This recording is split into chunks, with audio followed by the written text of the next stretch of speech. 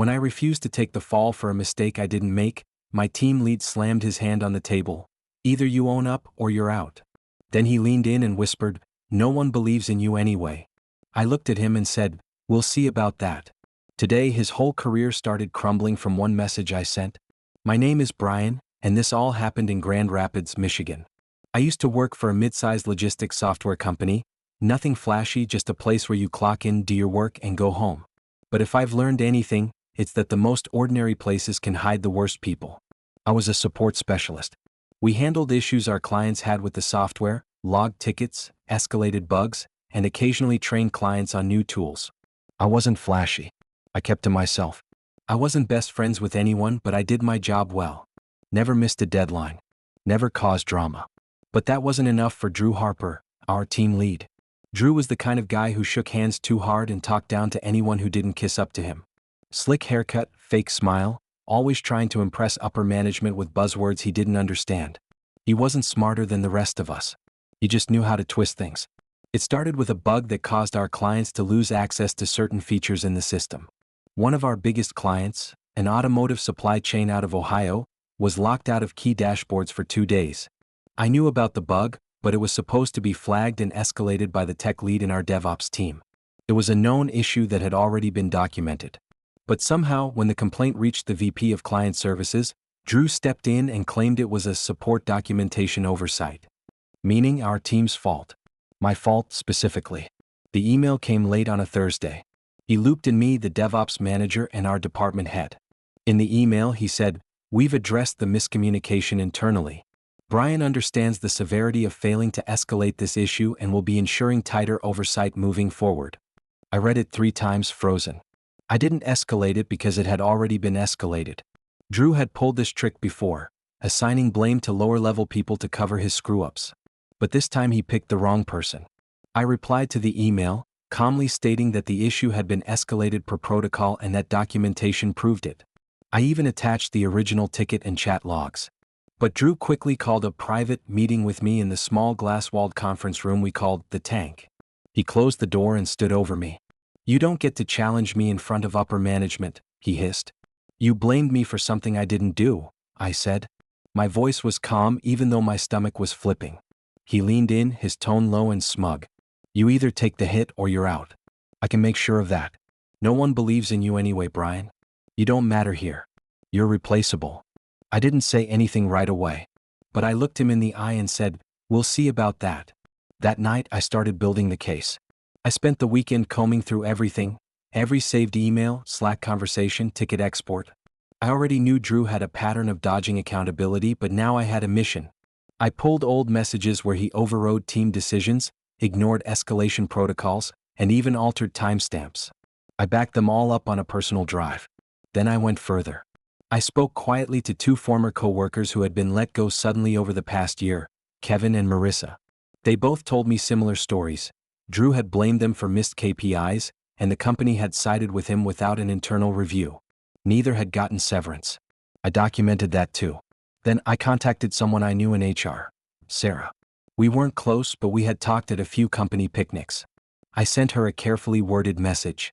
"Sarah, I know this might put you in a difficult position, but I've uncovered a pattern of retaliation and manipulation coming from my team lead, Drew Harper. I have extensive documentation. I'm not looking for drama, I just want someone in HR to look at the facts before this happens again." She didn't reply right away. But when she did, it was short and sharp. "Send it to me. Now." I did. And then the storm began. Monday morning came. Drew strutted in like he owned the place, smirking at me as he passed my desk. But by noon, I noticed Sarah and a man from legal walking toward his office. They didn't knock. An hour later, Drew was called into HR. By the time lunch ended, his calendar was wiped. He didn't come back that day. The next morning, an all-staff email came out. Effective immediately, Drew Harper is no longer with the company. No explanation. Just gone. People started whispering. A few on my team looked at me strangely. Word spread fast. Someone said Drew was walked out. Another said legal had found something on his laptop. No one knew the whole truth. Except me. A week later, Sarah called me into a meeting. She thanked me. Quietly, professionally. "You weren't the only one," she said.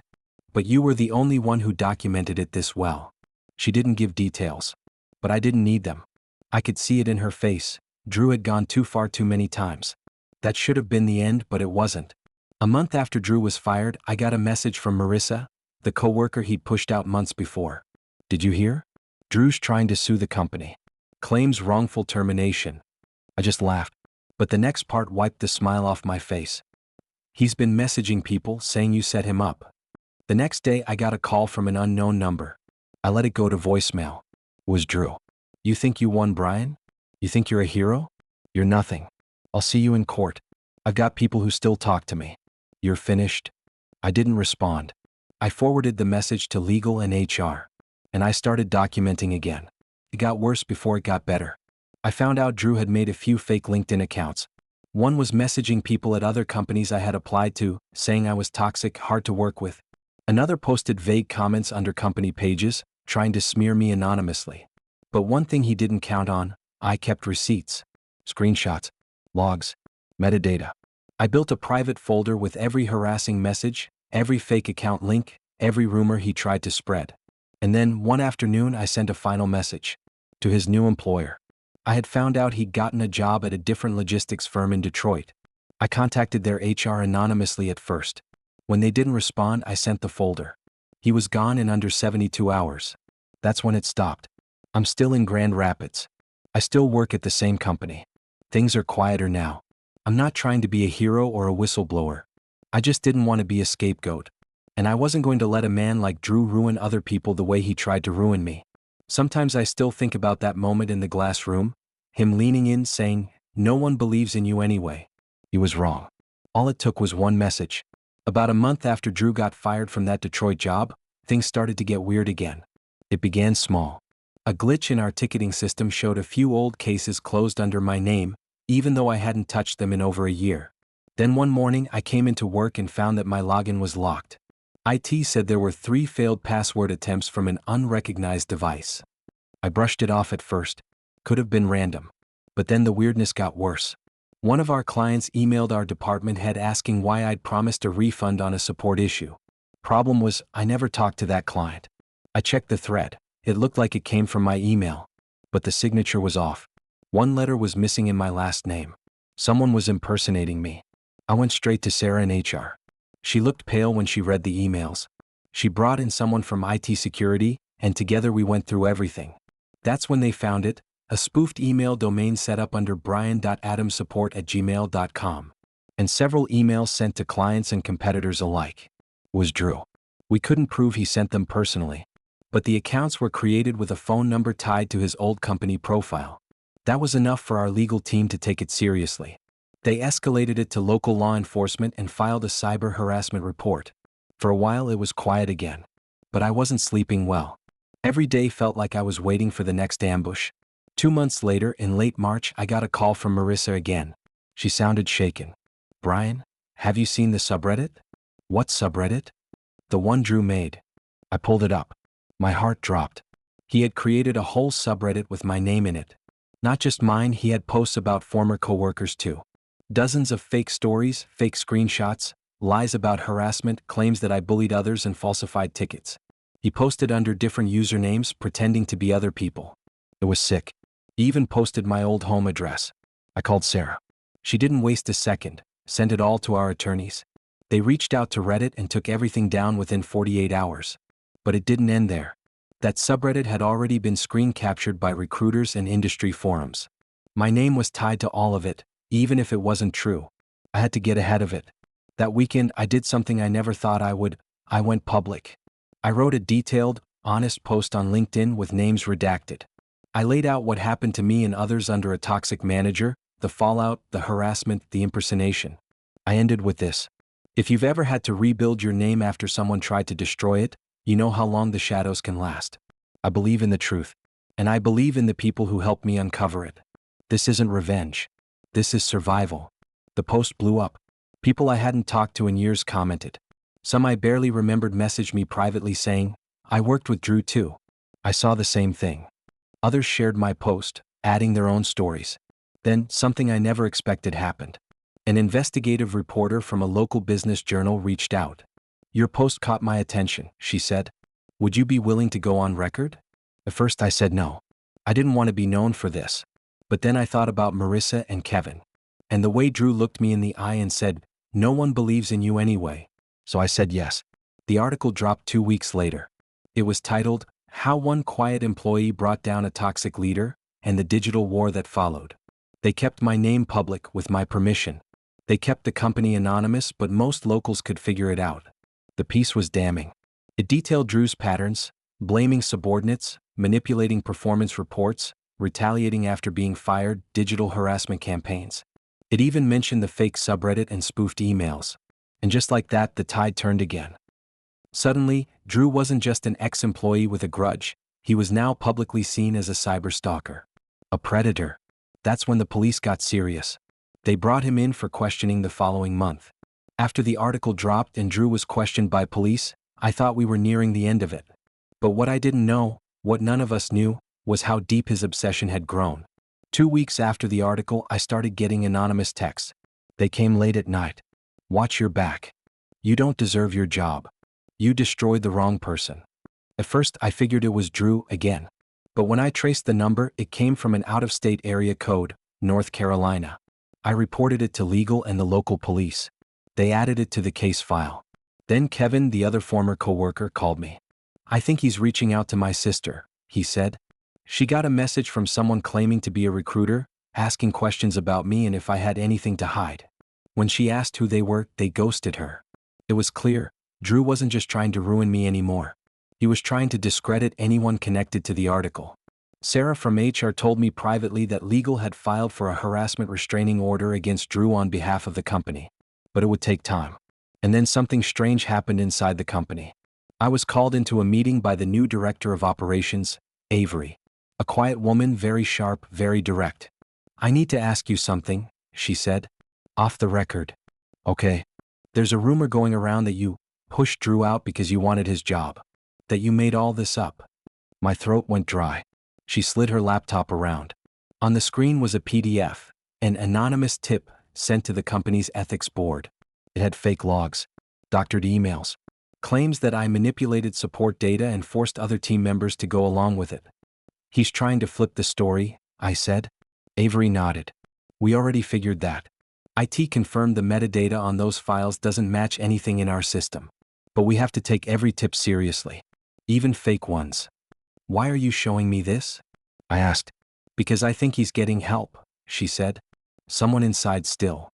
That was the twist I didn't see coming. I went home that night and couldn't sleep. If someone inside the company was feeding Drew information or helping him create fake evidence, that meant nothing was safe. I started making a list. People Drew was close with. People who seemed too quiet when he was fired. One name stuck out, Jared. He was a junior analyst. Quiet. Never said much. Used to eat lunch with Drew every day. I hadn't thought much of him before. But a week prior, I'd seen Jared leaving the building late, hours after his shift ended.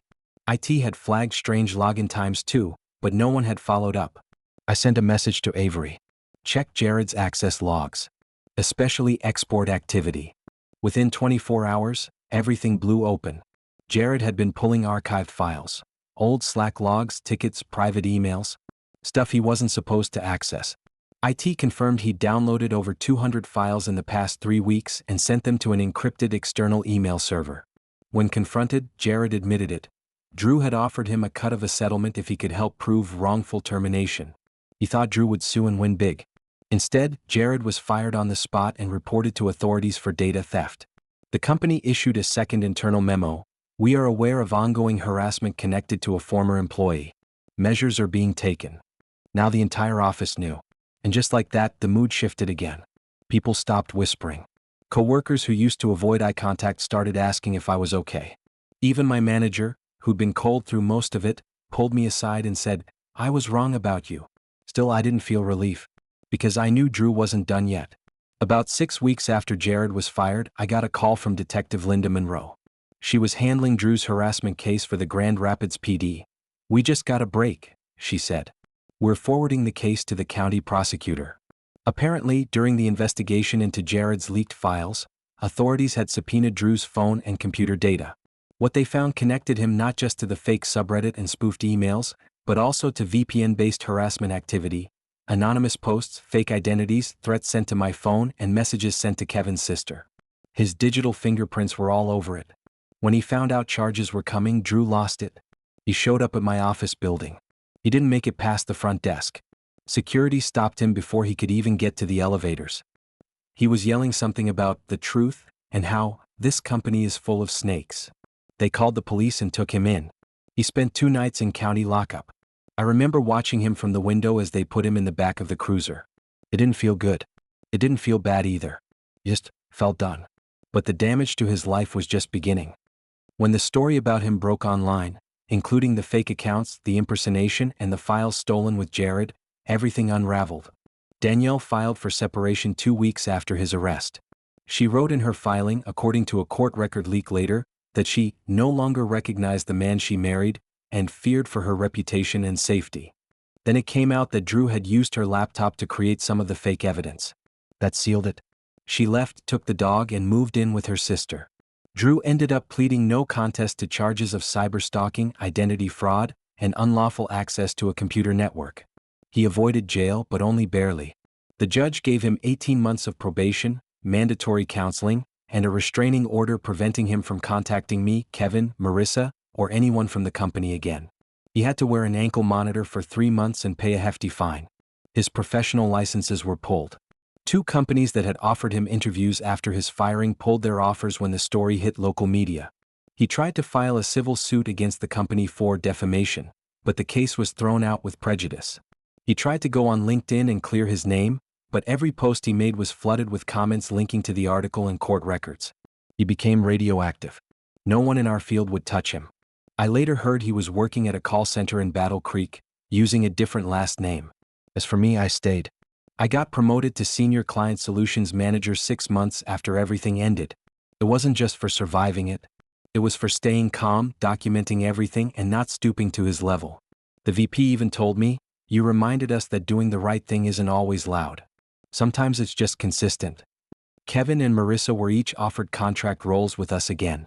Kevin accepted. Marissa didn't. She moved out west to start a new chapter. But she sent me a message, "Thank you for not letting him get away with it again. You didn't just save yourself, you gave the rest of us peace." That meant more to me than any promotion. But I'd be lying if I said I came out of it untouched. My sleep still isn't what it used to be. I double-check my locks. I don't post on public forums anymore. And trust? It takes longer now. There were nights I thought about quitting, starting over in another city. But in the end I stayed. Not out of pride. Out of defiance. Because the truth matters. Because I wasn't going to let someone break me down just because they were louder, meaner, and better at lying. Because when Drew slammed his hand on that table and said, "No one believes in you anyway," I knew he was wrong. And now, so does everyone else.